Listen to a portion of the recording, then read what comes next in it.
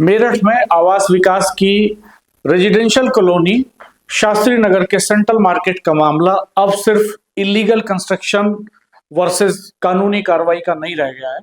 ये एक पूरे शहरी संक्रमण की कहानी है जो कई परतों में उलझी हुई है और इसके केंद्र में गहराई तक फैला हुआ भ्रष्टाचार, टाउन प्लानिंग की विफलता और व्यवस्था की मिलीभगत है। 80 के दशक के शास्त्री नगर को याद कीजिएगा, तब यहाँ जमीन के रेट 1000 से 2000 रुपए प्रति वर्ग मीटर थे। ये इलाका लगभग जंगल जैसा था। शाम ढलते ही नई सड़क पर जब रोडवेज की कोई बस रुकती थी, कंडक्टर आवाज लगाता था तो लोगों को डर लगता था कि शायद यहाँ कोई लूट हो सकती है, जंगल में कोई कैसे उतर रहा है। उस दौर में सरकारी अधिकारी, डॉक्टर, प्रोफेसर, अध्यापक, वकील और कारोबारी यहाँ पर बसे। उन्होंने इसे घर समझकर खरीदा था। उस वक्त उनकी नजर में ये कोई एसेट नहीं था जिसे भविष्य में डिसइन्वेस्ट करना है या जिसको जहां एक रेजिडेंशियल घर ना बना करके जिसको एक कॉमर्शियल बिल्डिंग में चेंज कर देना है। आज जो पहली पीढ़ी है, जिस पीढ़ी ने इन मकानों को खरीदा वो बुजुर्ग हो चुकी है। उसके बाद की पीढ़ी देश के महानगरों में चली गई और तीसरी पीढ़ी विदेश में चली गई, जिसके लिए ये जो कोठियां हैं भावनात्मक लगाव का मामला नहीं है, उनके लिए एक एसेट हैं जिनको जरूरत पड़ने पर या ग्रांड पेरेंट्स के चले जाने के बाद या पेरेंट्स के चले जाने के बाद डिसइन्वेस्ट कर लेना है और जिंदगी के किसी हिस्से में इस्तेमाल कर लेना है। दरअसल आवास विकास के रिकॉर्ड में करीब 7000 अवैध निर्माण हैं, लेकिन इन्हीं में 40 स्कूल हैं, दर्जन भर अस्पताल हैं, रेस्टोरेंट हैं, बहुत सारे शोरूम हैं, बैंक हैं, एटीएम हैं। यानी जिन्हें इलीगल कहा जा रहा है, वो इस पूरे इलाके की रोजमर्रा की जरूरतों का ढांचा भी है। अब बड़ा सवाल ये उठता है कि अगर ये सब अवैध हैं, इलीगल हैं, तो इन्हें बनने किसने दिया? उस वक्त जब ये बन रहे थे तो अथॉरिटी क्या कर रही थी? जब आवास विकास परिषद, मेरठ विकास प्राधिकरण कॉलोनी बसाते हैं तो तब क्या उन्हें ये समझ नहीं होती कि इस पूरे इलाके में जहाँ शास्त्री नगर बसाया आवास विकास ने, तब वहाँ यूनिवर्सिटी और मेडिकल कॉलेज पास में है, स्टेट हाईवे दोनों तरफ इस कॉलोनी के हैं, एक तरफ गढ़ हाईवे, एक तरफ हापुड़ बुलंदशहर हाईवे। तो बीच के इलाके में जब कॉलोनी बसाएंगे आप तो ये कभी घनी आबादी वाला इलाका बनेगा।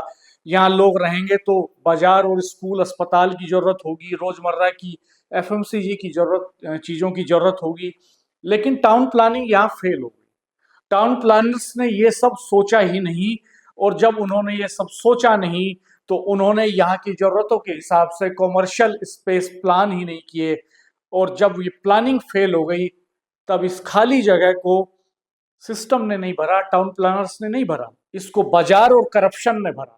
और यहीं से शुरू हुआ वो खेल जिसे आप अनदेखा नहीं कर सकते, और अगर इसे आप अनदेखा करेंगे तो सेंट्रल मार्केट की समस्या को मुकम्मल तौर पर समझ नहीं सकते। दरअसल जब पहली ईंट रखी गई थी कॉमर्शियल कंस्ट्रक्शन की, तभी अगर उसी समय रोक लग जाती, तभी उसी वक्त नक्शे के विपरीत जो निर्माण हो रहा था उस पर सीलिंग की कार्रवाई हो जाती, उसको ध्वस्तीकरण का नोटिस इशू किया जाता, और अगर वो बन जाता तो उसी वक्त उसको गिरा करके भवन के मालिक से उसका खर्चा वसूल लिया जाता, तो ये सिलसिला आगे नहीं बढ़ता। लेकिन इसके उलट हुआ। चतुर्थ श्रेणी कर्मचारी, जिन्हें मेट कहते हैं, वो मौके पर पहुंचे। छोटे निर्माण पर उनकी जेब गर्म हुई, रिपोर्ट दब गई। बड़े निर्माण में मामला ऊपर तक गया, एक्सीएन तक गया, जेई तक गया, एई तक गया, सुपरिंटेंडेंट इंजीनियर तक गया, हिस्सेदारी तय हुई और मामला रफा दफा हो गया। जेई, एई, एक्सीएन, एसई और उससे ऊपर तक की एक पूरी श्रृंखला इस पूरे इलीगल कंस्ट्रक्शन में एक्टिव रही। ये कोई बिखरा हुआ करप्शन नहीं था, ये बिखरा हुआ भ्रष्टाचार नहीं था, ये एक संगठित तंत्र था लूट का, जिसने नियमों को कागज पर और अवैधता को जमीन पर जिंदा रखा। वो नियम तो बताते रहे, क्लोज लगाते रहे कि नियमों के अनुसार ये अवैध है, लेकिन वो जेबें भर भर के अपनी फाइलों को मोटी करते रहे और दबाते रहे। इसी तंत्र ने रिहायशी कोठियों को पूरे एक मार्केट में बदल दिया, और इसका खामियाजा किसने भुगता? इसका खामियाजा आज जो वहां दुकानदार हैं जिनकी दुकानें टूटी हैं, सिर्फ वही नहीं भुगत रहे। इसका खामियाजा शुरू में उन लोगों ने भुगता जो लोग यहाँ शांति से रहने के लिए घर बनाने का सपना लेकर के आए थे, जब उनकी कोठियों के बाहर गाड़ियों की लंबी लाइनें लगने लगी, जो कॉमर्शियल एक्टिविटी यहाँ पे शुरू हुई, उनमें आने वाले अस्पताल, रेस्टोरेंट, शोरूम में आने वाले जो कस्टमर्स थे, उन्होंने पूरी सड़क घेर करके अपने वाहन पार्क करने शुरू किए। जब एक छोटे प्लॉट में कई मंजिला कंस्ट्रक्शन हुआ और उस कई मंजिला कंस्ट्रक्शन में 20-20, 30-30, 50-50, 100-100 एसी एक साथ चलते रहे, तो सोचिए कि जिस घर को एक आदमी ने सुकून के लिए बनाया था, उसके पड़ोस में शोर, भीड़ और पोल्यूशन इतना पैदा हुआ कि उसको लगा कि उसकी जान कहीं आफत में फंस गई। शुरुआत में यहीं से एक दूसरा चक्र शुरू हुआ।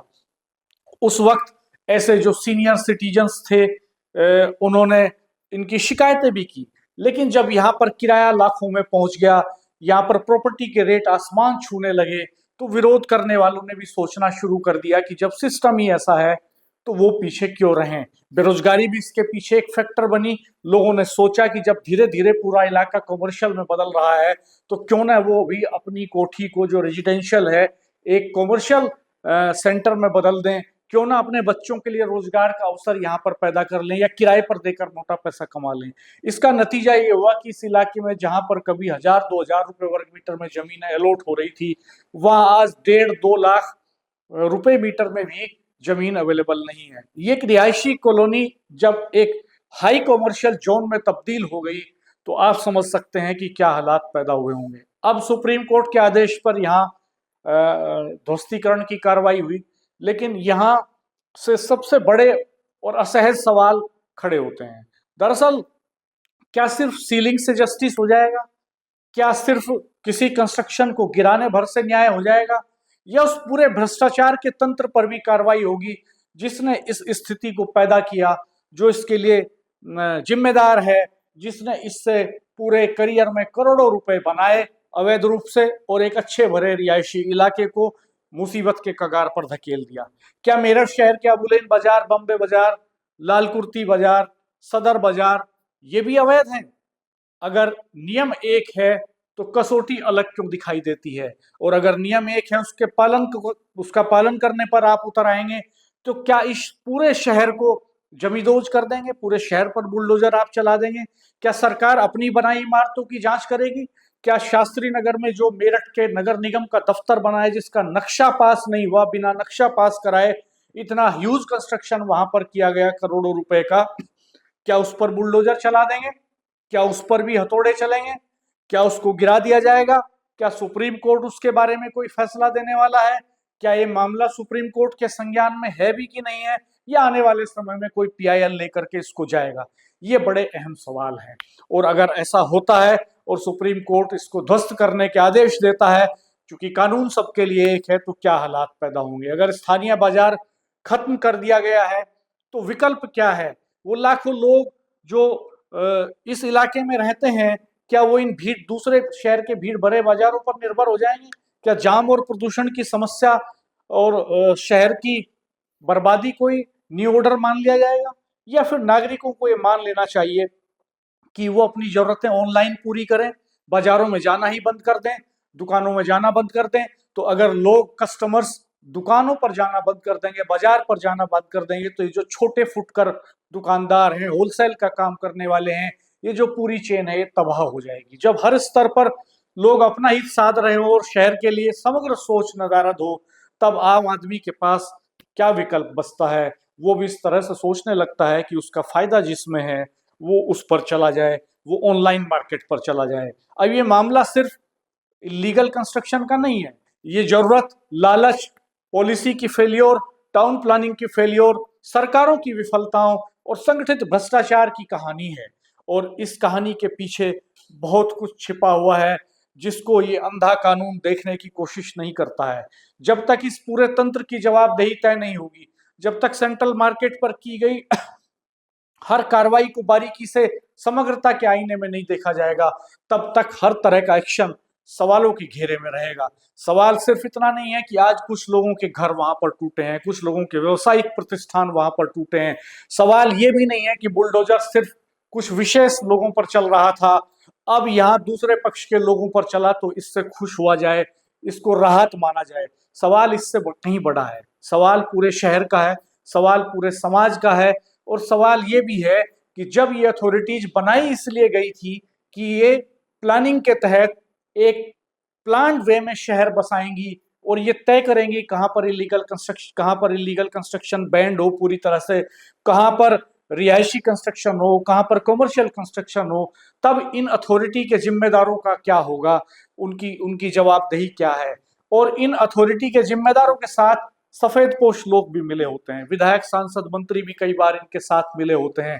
आप देखिए कि इन इलाकों में जो कमर्शियल एक्टिविटीज हुई, बड़े लेवल पर जो कोठियां खरीद करके उनको कमर्शियल प्लॉट्स में तब्दील कर दिया, कमर्शियल कॉम्प्लेक्स में तब्दील कर दिया, ये बिना सफेद पोशों की शह के संभव नहीं था। कई सफेद पोशों का तो इनमें डायरेक्टली पैसा भी लगा हुआ है, कईयों का इनडायरेक्टली लगा हुआ है। लेकिन उन लोगों का क्या गुनाह है जिनसे एक पूरा मार्केट छीन लिया गया। वो लोग अब मार्केटिंग के लिए, चीजें परचेज करने के लिए, बाजार के लिए कहाँ जाएंगे? वो क्या पूरी तरह से ऑनलाइन में चले जाएंगे? क्या मेरठ शहर को पूरा बेरोजगारी की तरफ धकेल दिया जाएगा? और वो लोग जो इन प्रतिष्ठानों में काम कर रहे थे, उनका भविष्य क्या होगा? क्या सरकार के पास इसका कोई ब्लूप्रिंट है? क्या उन सफेद पोशों के पास इसका कोई ब्लूप्रिंट है जो सरकार की नुमाइंदगी करते हैं, जो सरकार के नुमाइंदे हैं, जो जनता के चुने हुए नुमाइंदे हैं? क्या उन्होंने इस पर कोई सरकार से बात की है? मुझे लगता है कि अभी तक पिछले कई सालों से मसला चल रहा है, कोई ठोस पहल जमीन पर दिखाई नहीं देती है। सब इंतजार कर रहे हैं कि क्या मेरठ का शास्त्री नगर सेंट्रल मार्केट देश के दूसरे शहरों में भी रिपीट होगा, क्योंकि सुप्रीम कोर्ट की जो गाइडलाइन है ये पूरे देश भर के लिए है। आप क्या सोचते हैं? कमेंट बॉक्स में आप जरूर बताइएगा। कौन जिम्मेदार है इसके लिए और किसकी जवाबदेही है? क्या होना चाहिए? आप सियासी पंचायत को देखते रहिएगा, सब्सक्राइब कीजिएगा, बेल आइकन प्रेस कर दीजिएगा, नोटिफिकेशंस ऑन रखिएगा। धन्यवाद, नमस्कार।